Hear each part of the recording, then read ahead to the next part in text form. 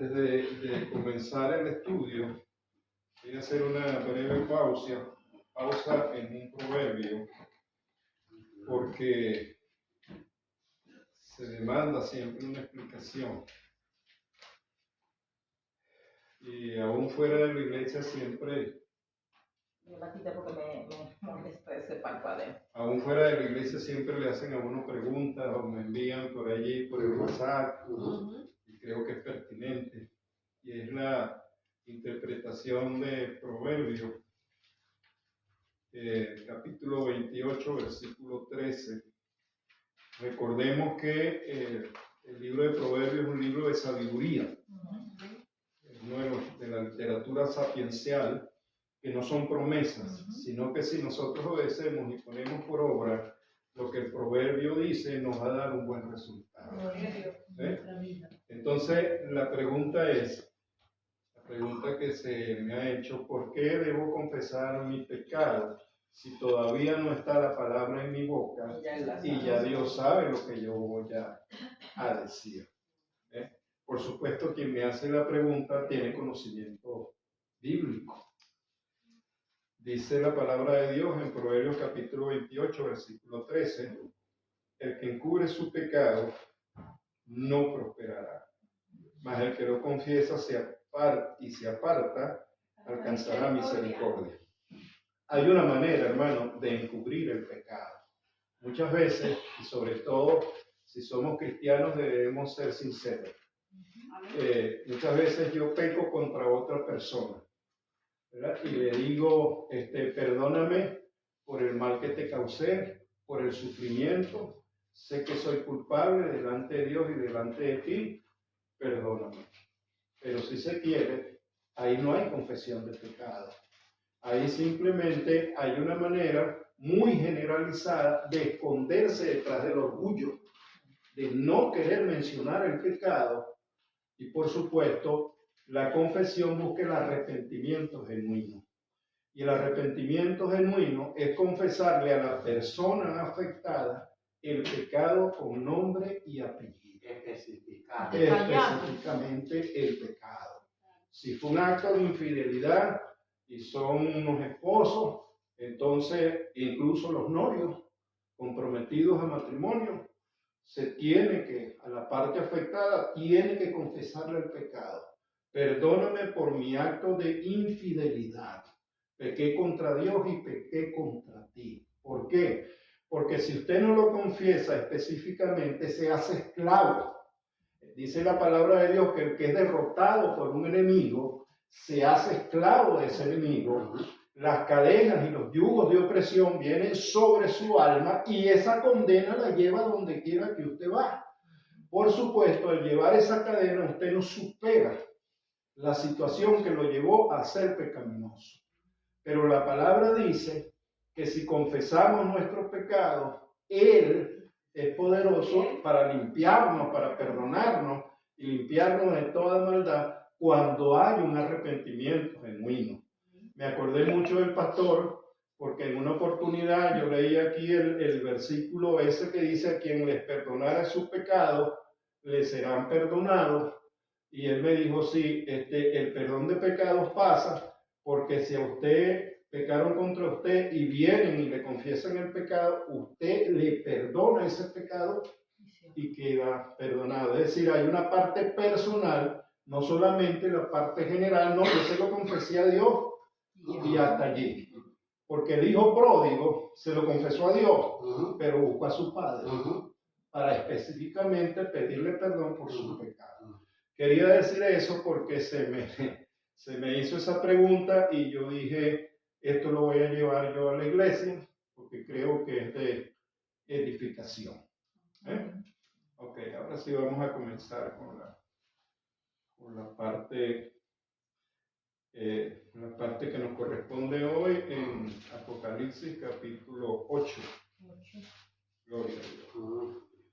Hacemos un breve resumen, siempre tomando en cuenta el esquema que aparece en Apocalipsis capítulo 1, versículo 19.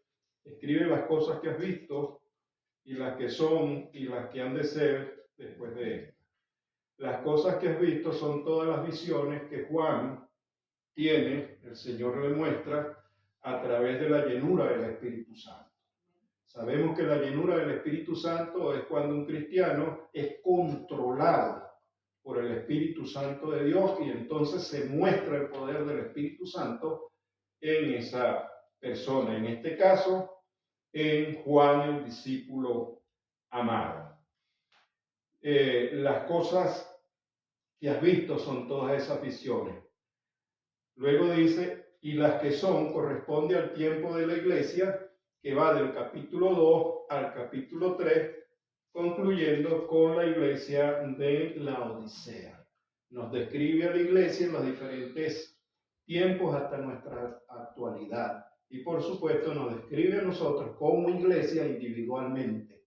¿Para qué? Para que el Señor nos muestra en qué estamos fallando, para que hagamos un reconvenimiento y entonces tomemos el consejo que Él nos da para poder ejercer la autoridad que Él nos ha dado.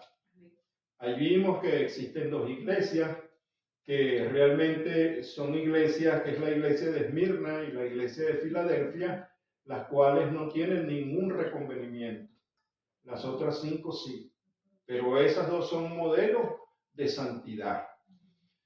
Luego entonces vimos en el capítulo 4 la adoración celestial y ahí se describen los 24 ancianos.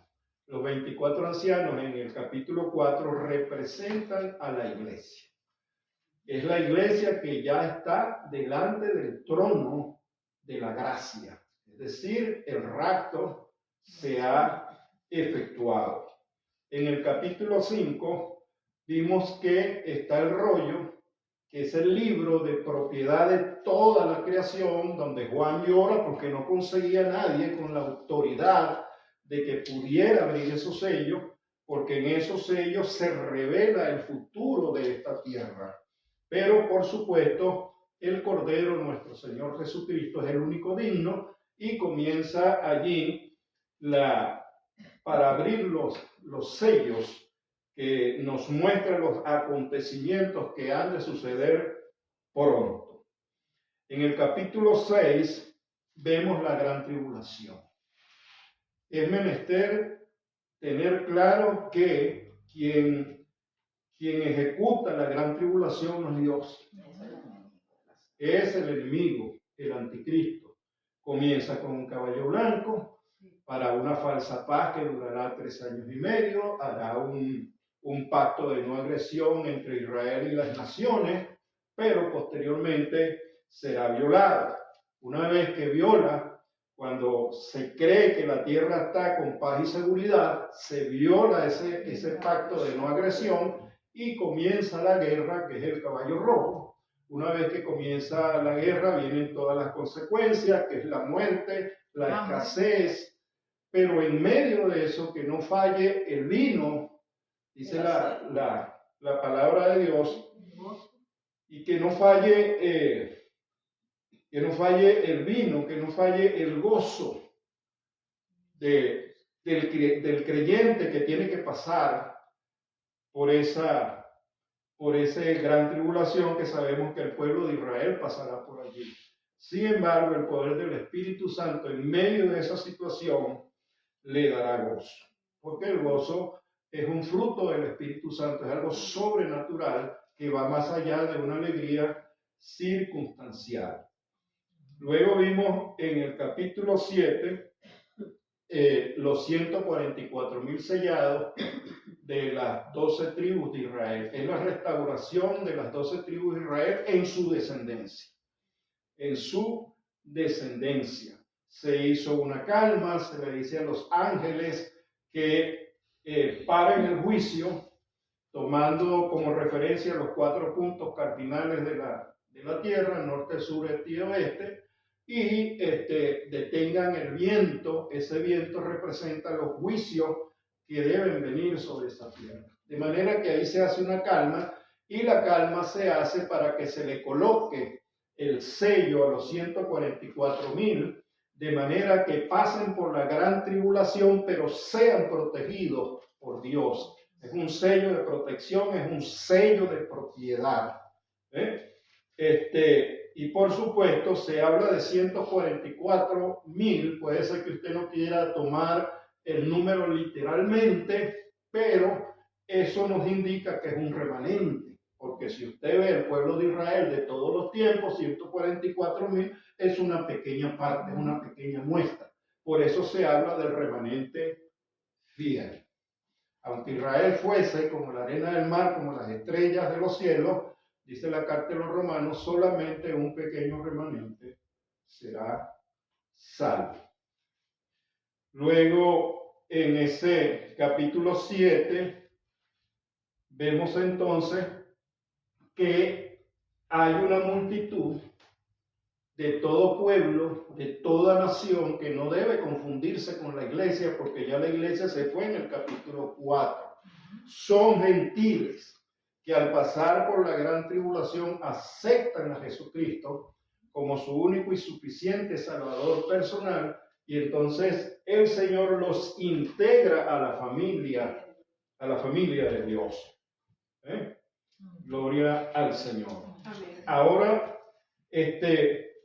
vamos a ver la respuesta del cielo a la gran tribulación, porque muchas veces uno lee y ve y colocan que el séptimo sello, las trompetas, las copas de la ira, lo colocan como la gran tribulación. No, es la respuesta del cielo. La gran tribulación está aconteciendo. Y el cielo entonces ofrece respuesta ante esa situación. Llegamos así al capítulo 8. Dice, con la bendición del Padre, del Hijo y del Espíritu Santo. Amén. Capítulo 8, versículo 1, dice, cuando abrió el séptimo sello, por supuesto el que lo abre es nuestro Señor Jesucristo. Se hizo silencio en el cielo como por media hora. Ese como nos indica un estimado. No nos habla de exactitud, no nos dice se hizo por media hora, sino como por media hora. Es un espacio de tiempo, realmente no está específicamente definido. Ahora bien, ¿por qué se hace ese silencio? Porque ese silencio está anunciando lo que ha de acontecer, el desarrollo de los acontecimientos que están por suceder. Dice, y vi a los 7 ángeles que estaban en pie ante Dios y se le dieron 7 trompetas. Están ante Dios porque los ángeles reciben la orden de Dios. Ellos no se gobiernan solos.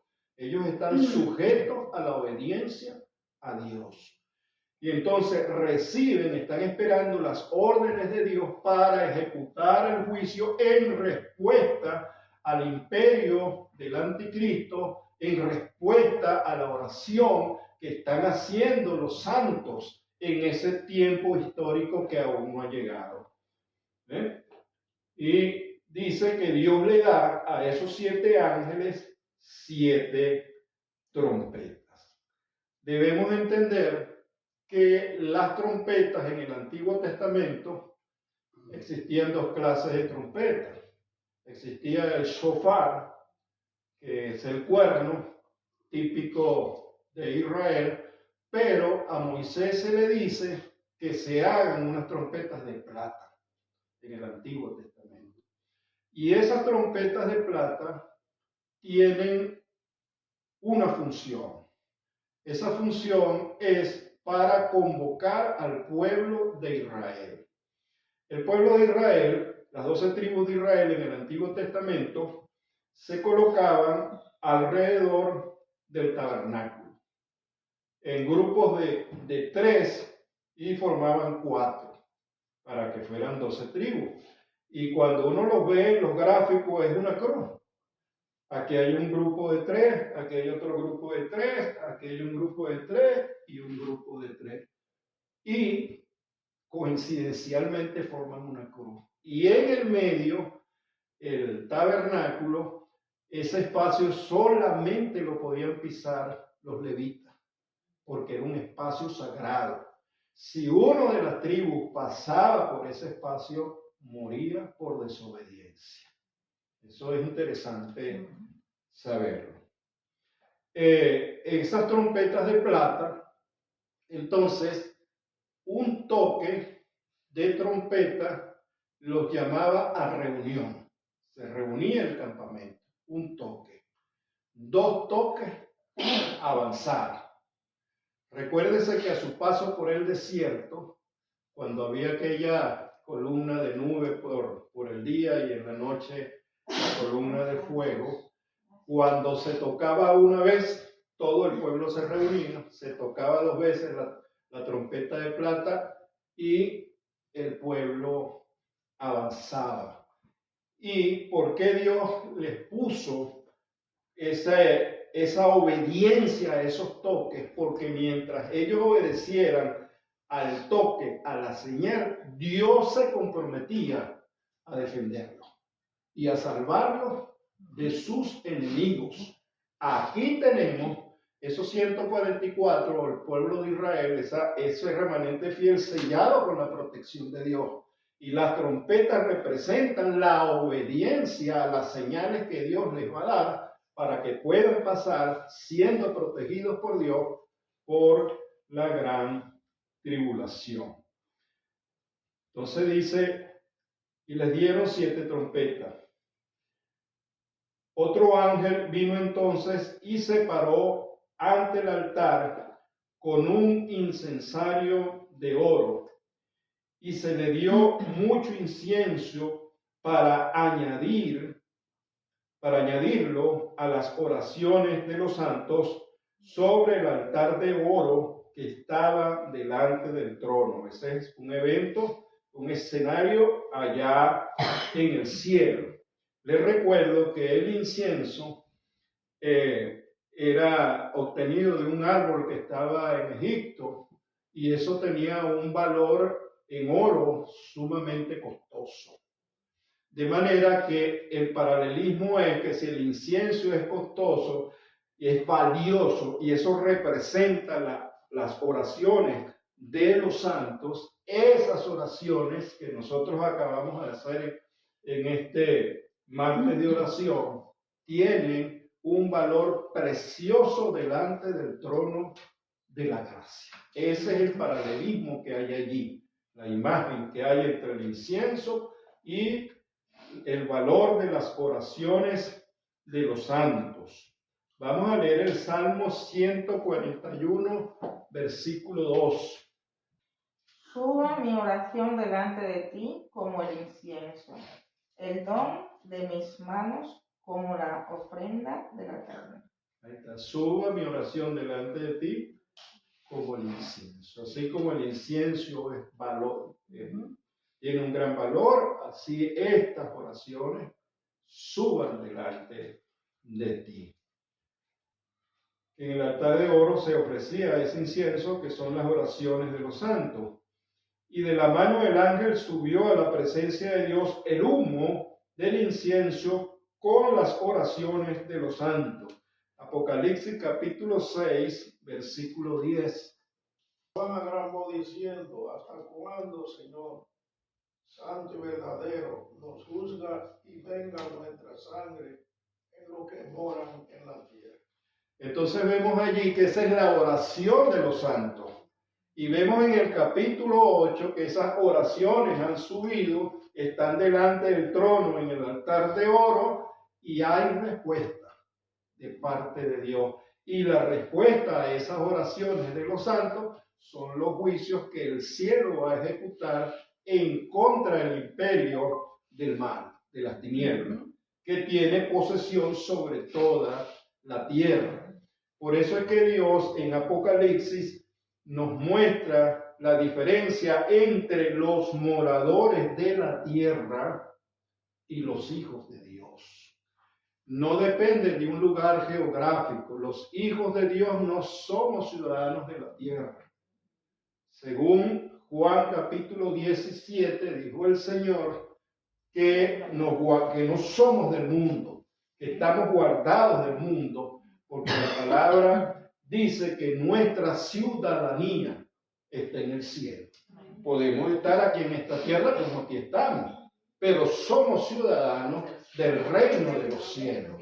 Cuando la palabra hace la distinción entre los ciudadanos del reino de los cielos, los hijos de Dios y los habitantes de la tierra o los moradores de la tierra, son aquellos que no quisieron aceptar la palabra de Dios. Y la palabra viva de Dios es nuestro Señor Jesucristo. Entonces, el mundo nos pregunta, ¿cómo puede un Dios amoroso ejercer juicio sobre los habitantes de la tierra? La palabra de Dios nos dice que Dios es tardo para la ira y rico en misericordia. Y desde que el mundo ha sido hecho, esta palabra se está predicando, se está hablando, pero los hombres en su duro corazón, como el faraón de Egipto, no han querido aceptar la verdad de la palabra, sino que buscan artificios filosóficos para ellos darse la explicación en su propia inteligencia, en su propia sabiduría, invalidando la palabra de Dios y obrando para su mal. De manera que Dios, que quiere que todos procedamos al arrepentimiento, ha hecho lo justo y necesario dando a su Hijo amado, pero el mundo no lo quiere recibir. De esa manera exoneramos a Dios de que sea un Dios castigador. Simplemente lo que el hombre sembrare, eso cosechará. Principio de la siembra y la cosecha. Gloria a Dios. Dice el versículo 5, y el ángel tomó el incensario y lo llenó del fuego del altar y lo arrojó a la tierra, y hubo truenos y voces y relámpagos y un terremoto. A mí me llama la atención que cuando uno ve en el cielo, cuando hay tormenta, lo primero que se ve es el relámpago y después el trueno. Eso es lo natural, porque la luz es más rápido que la velocidad del sonido. Eso es lo natural. Ahora, ¿por qué me llamó la atención que aquí no sigue el orden natural? Y hubo truenos de primero, y voces, y relámpagos, y un terremoto, porque esto indica que es un acontecimiento sobrenatural. No se sujeta a las leyes de la naturaleza, sino a la ley de Dios, que soberanamente puede hacer eso porque Él es el creador. Entonces, dice el 5, y el ángel tomó el incensario y lo llenó de fuego del altar. El fuego representa el juicio. Y lo arrojó a la tierra. Es decir, en señal de que hay juicio sobre la tierra. Y entonces, una vez que arroja la señal del juicio, hay truenos y voces y relámpagos y un terremoto. Vamos a leer Jeremías capítulo 51, versículo 25. Jeremías 51, 25. Dice, he aquí yo estoy contra ti, oh monte destructor, dice Jehová, que destruiste toda la tierra, y extenderé mi mano contra ti, y te haré rodar de las peñas, y te reduciré a monte quemado. El contexto de ese versículo es el imperio babilónico, pero no el imperio real de Nabucodonosor, sino que Babilonia representa la confusión, representa el nacimiento de la hechicería, la brujería, las ciencias ocultas. Recuérdense allá en Génesis capítulo 11, el Sigurat o la torre llamada también de Babel, eso lo hicieron para adorar a falsos dioses, es decir, para adorar el demonio. Y en ese orgullo humano, por si fuésemos dispersados, vamos a dejar aquí la señal de nuestra presencia. Pero esas personas que fueron dispersas representaron naciones. De allí nacieron los idiomas, pero también representan naciones. Y a donde fueron cada uno de ellos, llevaron en su corazón el mundo de las tinieblas, la hechicería, la brujería, la idolatría. Por eso usted ve vamos a decirlo, una señal común. En cualquier civilización hay idolatría. En cualquiera. Usted va a los indios, que se va a los mayas, si va allá al antiguo Egipto, sobre todo el antiguo Egipto con todos sus dioses, si va a la parte asiática, que adoran muchos dioses, es decir, esa idolatría surgió allí en Génesis capítulo 11, cuando fueron dispersados después de la confusión de las lenguas. Llevaron su idolatría a donde ellos llegaron. Entonces el Señor le dice, allí la palabra monte representa no un monte literal, una montaña, sino un imperio. Vuélvalo a leer para que vean. Sí, he aquí yo estoy contra ti, oh monte destructor. He aquí que estoy contra ti, oh monte destructor, porque se refiere a Babilonia, que es una representación del mundo de las tinieblas. Sigue leyendo eso. Monte destructor. ¿Qué más dice, hermano? Y dice Jehová, que te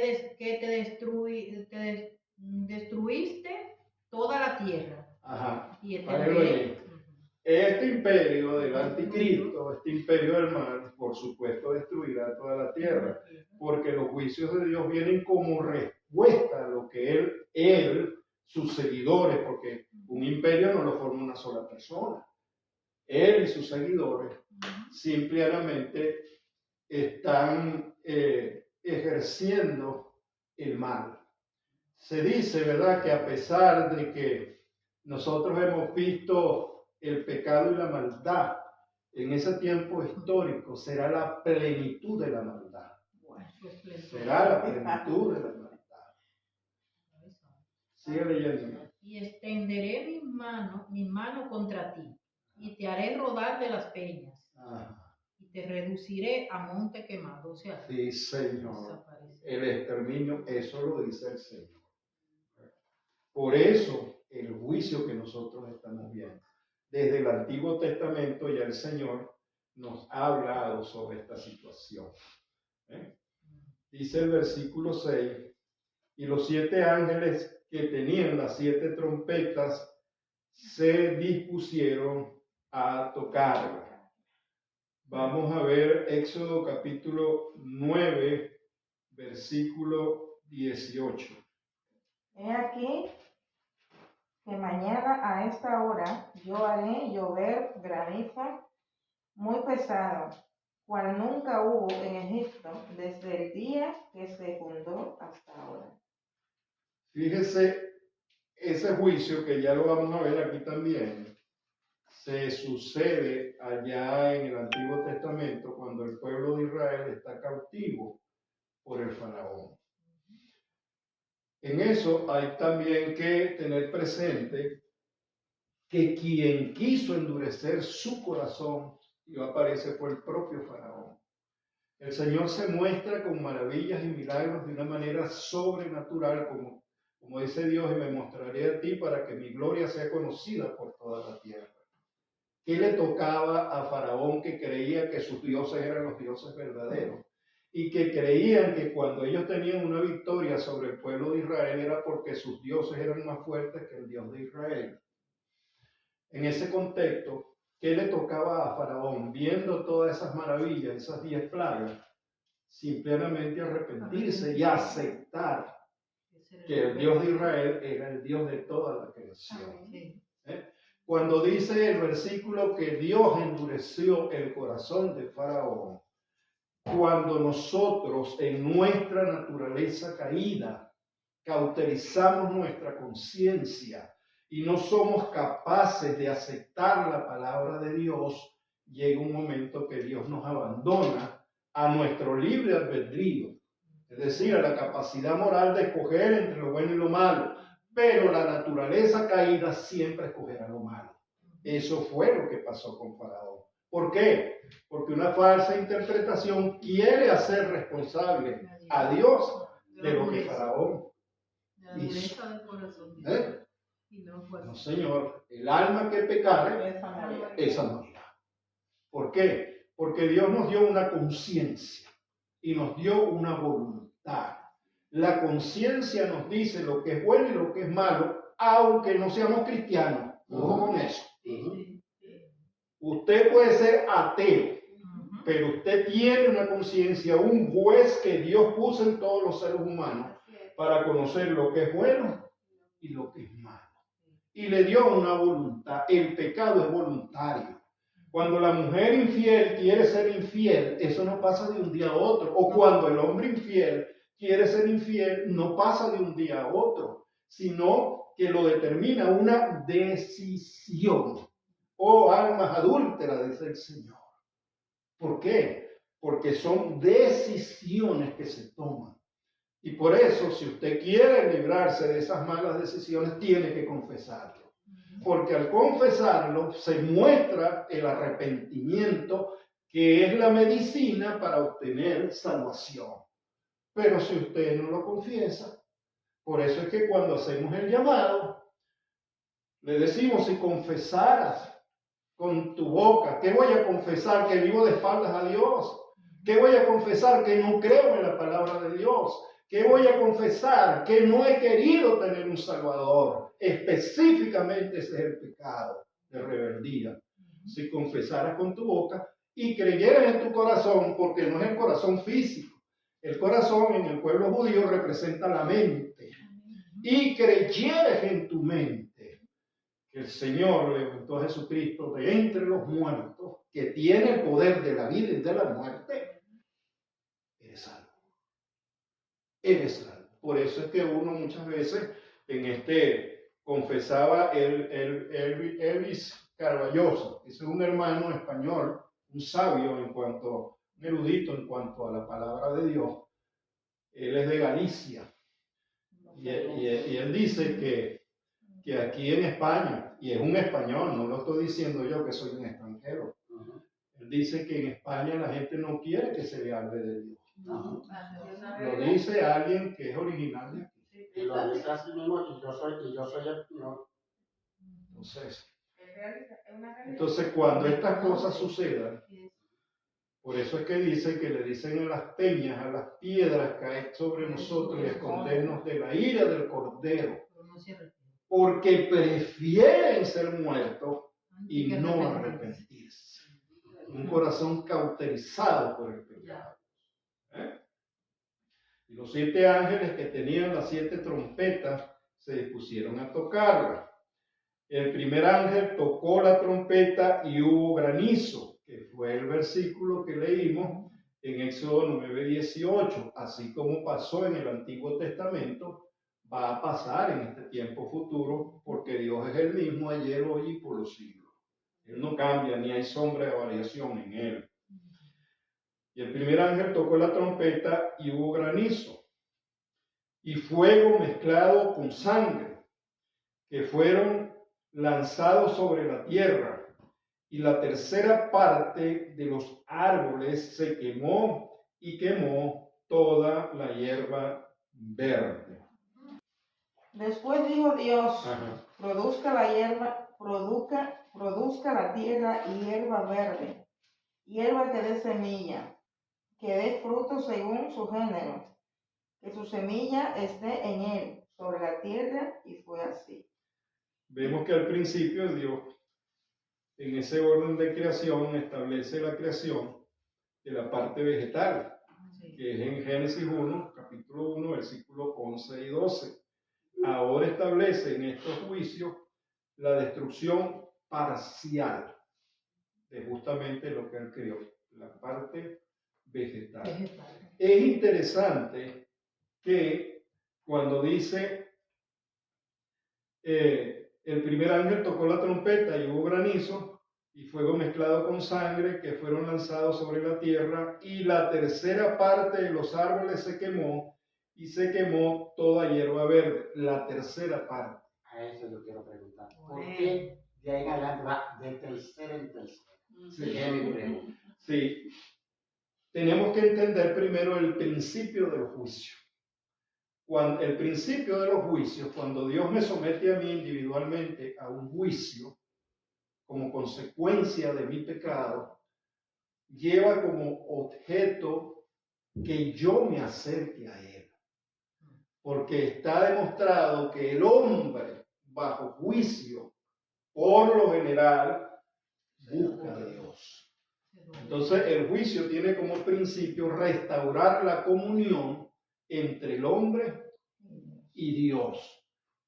Que exista arrepentimiento. Cuando dice la tercera parte, no es el total, sino una parte. Entonces es un juicio parcial. ¿Qué busca el juicio parcial? Que los que queden allí se arrepientan. Vamos a ver en Apocalipsis que a medida que avanzamos, los juicios se van a ir haciendo cada día más fuertes. Pero aquí hay juicios parciales con el firme propósito que los habitantes de esta tierra miren el cielo y se arrepientan. Observen el poder y la gloria de Dios. Dice el versículo 8, el segundo ángel tocó la trompeta y como una gran montaña ardiendo en fuego fue precipitada en el mar, y la tercera parte del mar se convirtió en sangre. Vemos el lenguaje humano, porque es que la Biblia fue escrita para seres humanos, no fue escrita para los ángeles. Entonces no se utiliza el lenguaje angélico o angelical, lenguaje humano. Y ahí vemos el cómo, la comparación, el símil que vemos en las normas hermenéuticas. Lo cual quiere decir que no es una montaña literal, sino es algo que se parece a una montaña y que viene en fuego. El 8, y el segundo ángel tocó la trompeta, y como una gran montaña, hace la comparación, ardiendo en fuego, fue precipitada en el mar, y la tercera parte del mar se convirtió en sangre. Puede ser un cometa o una cosa de eso. Entonces, fíjese, como dice el pastor, puede ser un cometa, puede ser un meteoro, puede ser un meteorito, pero podemos generalizar y decir que es un cuerpo celeste. ¿Por qué muchos eruditos piensan que puede ser un cometa? Porque el cometa tiene un núcleo y arrastra una cola de fuego que se ve. Yo me acuerdo cuando yo tenía como 14 años, vimos un cometa que pasó por allá por Venezuela. Mi abuela me despertó como a las 5 de la mañana, ven para que veas el cometa. Y se veía como un núcleo luminoso y una extensa cola como una palmera, como esas hojas de palma, así. Esa imagen la tengo yo clara, tenía yo como 14 años. Entonces sí, puede ser un cometa, puede ser un meteoro, pero es un cuerpo celeste para generalizar. ¿Ya? Y dice que el segundo ángel tocó la trompeta y una gran montaña ardiendo en fuego, como en fuego, fue precipitada en el mar, y la tercera parte del mar se convirtió en sangre. Y murió la tercera parte de los seres vivientes que estaban en el mar. Recuérdese que muchos alimentos son obtenidos del mar. En ese juicio parcial va a haber más escasez, sobre todo de los productos del mar, porque esos seres vivos han muerto.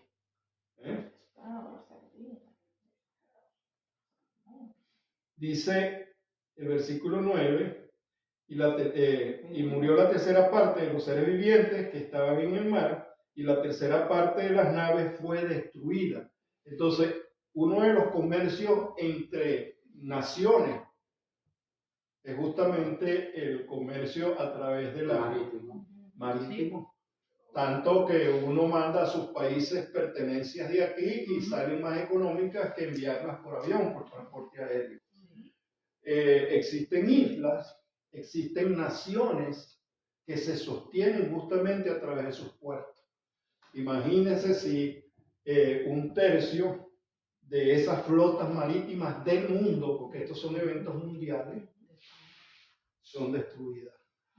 Eso aumenta más el caos, aumenta más el hambre, las muertes sobre la tierra. Entonces, la Biblia trata de describir con lenguaje humano lo que sucederá sobrenaturalmente. Vuelvo a decirle que es un juicio parcial con el propósito de que los habitantes de la tierra se arrepientan y alcancen la salvación. Siempre esgrimimos aquel principio general que Dios quiere que todos procedamos al arrepentimiento y que ninguno se pierda. Todo esto es para que se proceda al arrepentimiento. Gloria a Dios. Dice el versículo 10, el tercer ángel tocó la trompeta y cayó del cielo una gran estrella, ardiendo como una antorcha. Ahí está la comparación.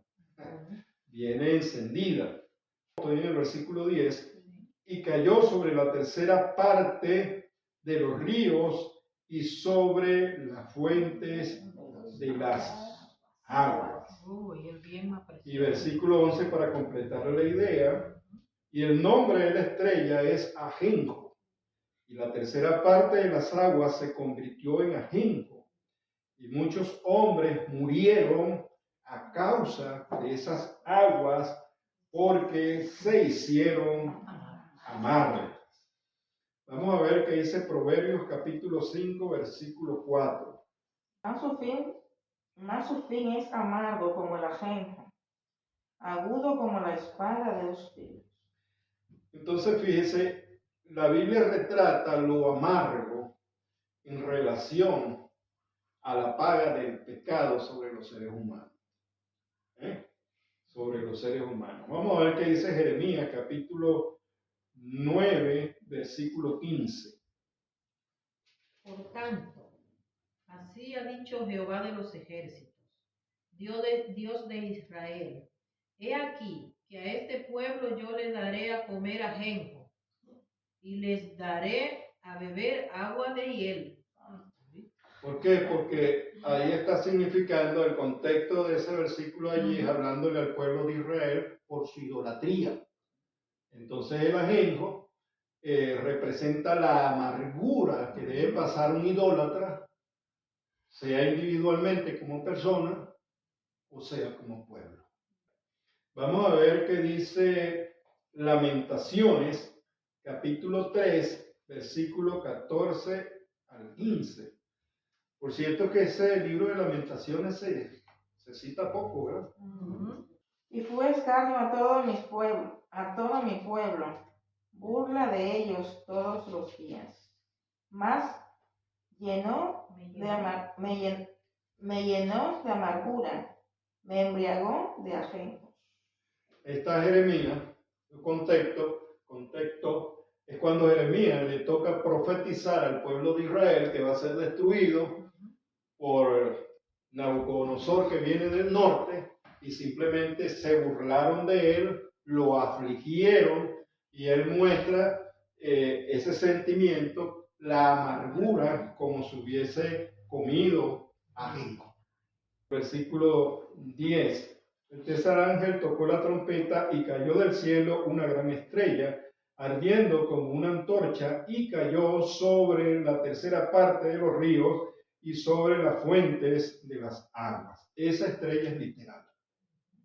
Es una estrella, es un cuerpo celeste, literalmente. Se ha estudiado, que sería la explicación natural, se ha estudiado que los cuerpos celestes arden. ¿Por qué? Porque la presión que ejerce y la fricción que ejerce el aire sobre su masa sólida los enciende. Pero una vez que los enciende, es tóxicos, sobre todo el azufre, produce sulfuro, se desprenden también metales pesados y una vez que llega a la atmósfera de la Tierra, ese cuerpo se rompe en varios pedazos y donde esos pedazos caen sobre el agua la contamina. Por eso es que es amarga. Acuérdense que el agua en su estado natural y puro debe ser inodora, insípida, o sea, insabora, ¿verdad? Y cristalina. Entonces aquí hablamos de la contaminación a través de esa estrella cuando caiga sobre la Tierra. Y la otra cosa es que los esfuerzos humanos de las naciones, de las potencias, de los sabios, no darán resultados. Porque supuesto los habitantes de la Tierra se movilizarán, ¿se acuerdan con el COVID? Que si la mascarilla, que si tenemos que descubrir una vacuna, que si tenemos que aislarnos. Entonces, todas esas medidas sanitarias se pondrán y ambientales se pondrán en marcha, pero serán ineficientes delante del juicio de Dios, porque es Dios el que está hablando.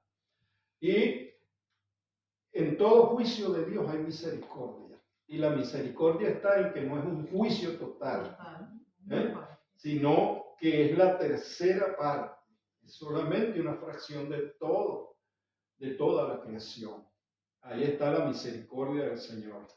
Él es grande en misericordia y tardo para la ira. ¿Cuánto no ha pasado desde que crió a la tierra ya en Génesis hasta el día que eso se presente? Ahí está la misericordia.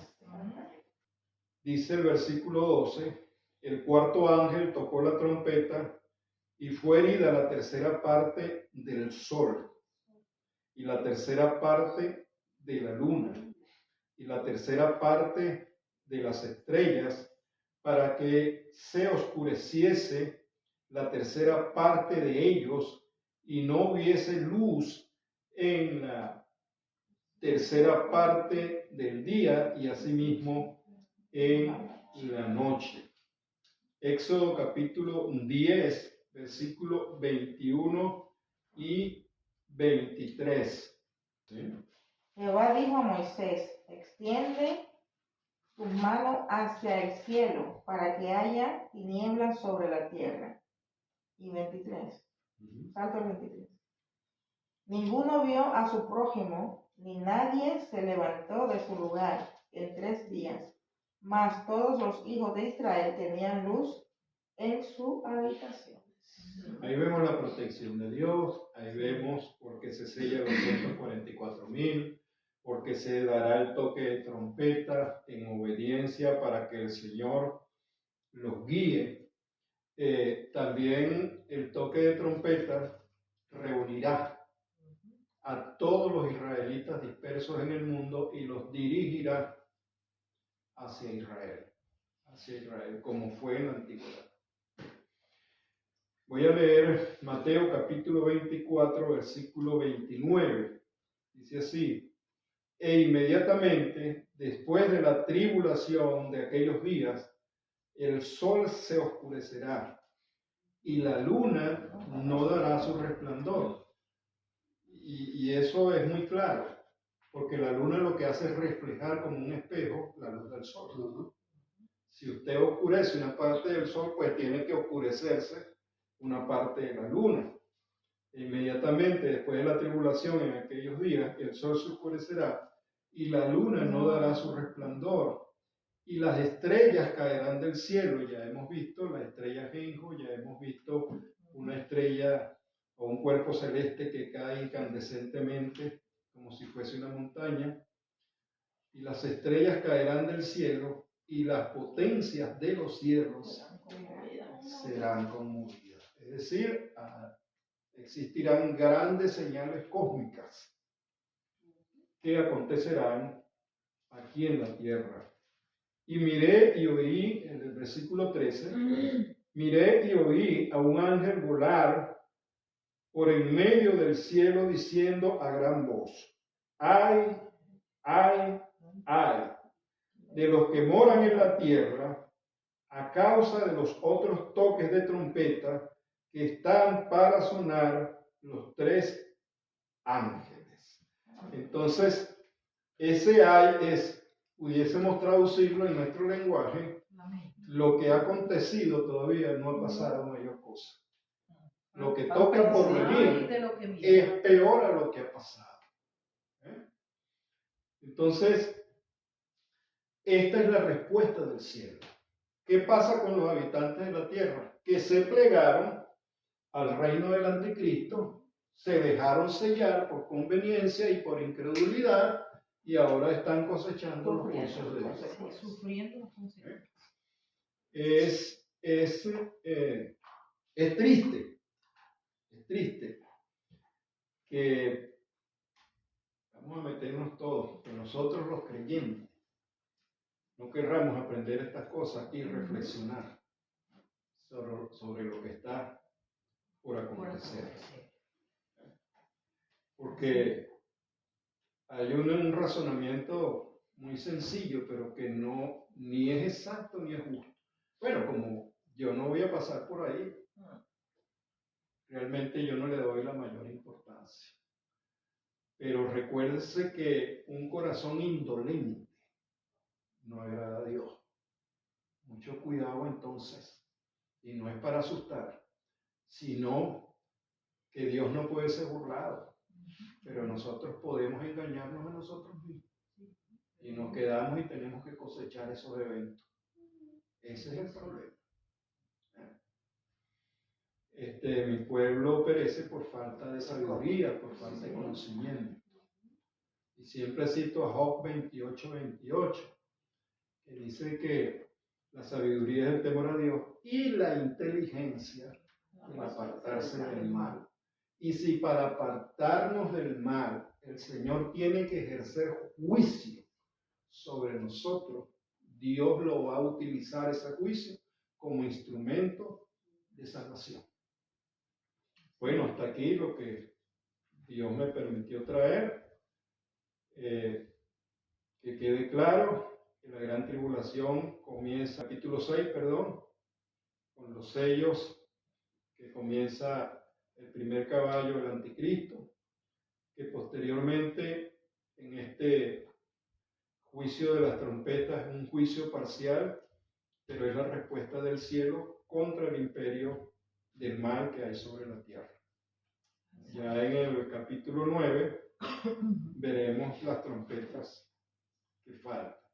La otra cuestión es aquí diferenciar Primera Tesalonicenses cuando dice el Señor mismo como trompeta de Dios, como voz de arcángel. No son estas trompetas. Aquello es un símil, es decir, habla del poder o de la poderosa voz de nuestro Señor, convocando a todos aquellos que le recibimos para que se ejerza el rapto de la iglesia y nos reciben en el aire, en la nube, para llevarnos delante del trono de la gloria y glorificar nuestro cuerpo. Eso es un símil, ¿cómo? No es esto. Porque muchos dicen, sí, esa es la trompeta que aparece allá en Primera Tesalonicenses. No, Señor. Hablando de una comparación. No hay comparación. Muy bien. Bueno, hasta aquí. Despídanos una vez más. Dios nos bendiga, Dios nos guarde.